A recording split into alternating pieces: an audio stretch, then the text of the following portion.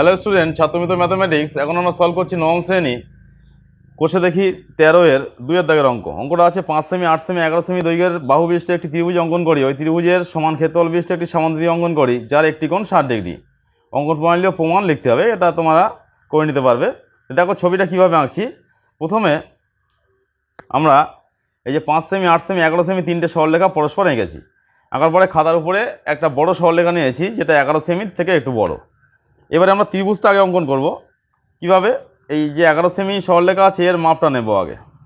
নেওয়ার পর দেখো এখানে বসাতে হবে, নিয়ে এখান থেকে 11 সেমি কেটে নেব। এখান থেকে 11 সেমি সরলরেখা আমরা পরস্পর কেটে নিলাম। তারপর কী করবো দেখো, তারপর 8 সেমি সরলরেখার মাপটা নেব। 8 সেমি সরলরেখার মাপ নিয়ে এখানে ধরে আমরা এখান থেকে 8 সেমি একটা বৃত্তচাপ নেব। তারপর কী করতে হবে, 5 সেমি সরলরেখার মাপ নিলাম, নিয়ে এখানে ধরে যেখানে 11 সেমির মাপটা হয়েছিল সেখান থেকে একটা বৃত্তচাপ নেব এবং টাচ করে নিই। টাচ না করলে কি করবে, আবার 8 সেমির মাপটা নিতে হবে। এই 8 সেমির মাপটা আবার নিতে হবে, নিয়ে এর সাথে যোগ করে দিতে হবে। এবার কি করব, স্কেল দিয়ে আমরা এগুলোকে যোগ করে দেব।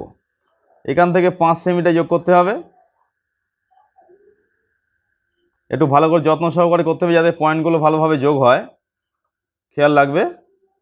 এখান থেকে 5 সেমি যোগ করলাম, আর 8 সেমি যেটা কেটেছিলাম সেটা এখান থেকে পরস্পর যোগ করে দেব। এটা পরস্পর যোগ করলাম। নিচে লিখতে হবে এটা 11 সেন্টিমিটার, এটা 5 সেন্টিমিটার, এটা 8 সেন্টিমিটার।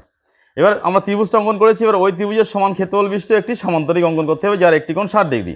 এই নিয়মটা কি, এই যে নিচে 11 সেমি সরলরেখা আছে এই সরলরেখাটাকে সমদ্বিখণ্ডিত করতে হবে, মানে অর্ধেকের বেশি মাপ নিয়ে এখানে ধরে অর্ধেকের বেশি মাপ নিয়ে এদিকে একটা বৃত্তচাপ, এখানে ধরে এদিকে একটা বৃত্তচাপ আঁকতে হবে। একইভাবে একই মাপ নিয়ে এদিকে একটা বৃত্তচাপ, এখানে একটা বৃত্তচাপ। এবার কি করতে হবে, এই দুটো বৃত্তচাপ এখান থেকে যোগ করতে হবে। স্কেলের সাহায্যে আমরা এটা যোগ করে দেব। তাহলে কি হলো, আমরা এটা 11 সেমিটাকে সমদ্বিখণ্ডিত করলাম। এবার যেহেতু বলা আছে সমান্তরিকের একটি কোণ হবে 60 ডিগ্রি, তার আগে আমাদের কি করতে হবে, এখানে আমরা নাম দিয়ে দিই। এটা নাম দিলে সুবিধা হবে একটু কাজ করতে। এখানে এ, এটা বি, এটা সি সরলরেখা নিলাম, এটা এল এম নাম দিয়েছি। এবারে সি বিন্দু দিয়ে এ বি এর একটা সমান্তরাল সরলরেখা অঙ্কন করতে হবে, তাহলে আমাদের অঙ্কন করতে সুবিধা হবে। তাহলে 11 সেমির মাপ নেব, নিয়ে যার সমান্তরাল হবে সেই বিন্দু দিয়ে একটা এদিকে একটা বৃত্তচাপ অঙ্কন করব। তাহলে এই এ বির মাপ নিয়ে সি বিন্দু ধরে একটা বৃত্তচাপ আঁকলাম। এবার যেহেতু সমান্তরালটা এইদিকে আঁকবো, তাহলে এই এসির মাপ নিতে হবে। এসির মাপটা নিয়ে কি করব, এখানে ধরে আর একটা বৃত্তচাপ আঁকবো যে বৃত্তচাপটা এর সাথে টাচ করবে। এই দুটো পরস্পর যোগ করে দিতে হবে। স্কেলের সাহায্যে পরস্পর আমরা যোগ করে দেব। তাহলে কি হবে, এটা সমান্তরাল সরলরেখা আঁকছি, কার, এ বি এর সমান্তরাল আঁকছি। এ বি এর সমান্তরাল সরলরেখা অঙ্কন করলাম। এবার যেহেতু বলা আছে সমান্তরিকে একটা কোণ 60 ডিগ্রি হবে, তাহলে এখানে আমরা একটা 60 ডিগ্রি কোণ অঙ্কন করব। এখানে 60 ডিগ্রি কোণ অঙ্কন করার যা নিয়ম আছে, একটা বৃত্তচাপ আঁকবো আমরা। যে মাপ নিয়ে বৃত্তচাপটা আঁকলাম সেই একই মাপ নিয়ে এখান থেকে কেটে নেব, তাহলে 60 ডিগ্রি কোণ হয়ে যাচ্ছে। এবার এটা যোগ করে দেব। এটা যোগ করলে কি পাচ্ছি আমরা, এই সমান্তরিকের একটা বাহু পেয়ে গেছি।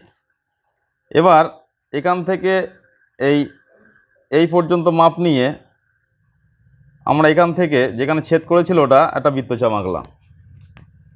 এই দুটো যোগ করে দেব, এটা একটা সমান্তরিকের আর একটা বাহু হয়ে যাচ্ছে। তাহলে এখানে বিষয়টা কি হলো, আমরা ত্রিভুজটার নাম দিয়েছিলাম এবিসি, সমান্তরিকটা অঙ্কন করেছি, এর এই কোণটা 60 ডিগ্রি।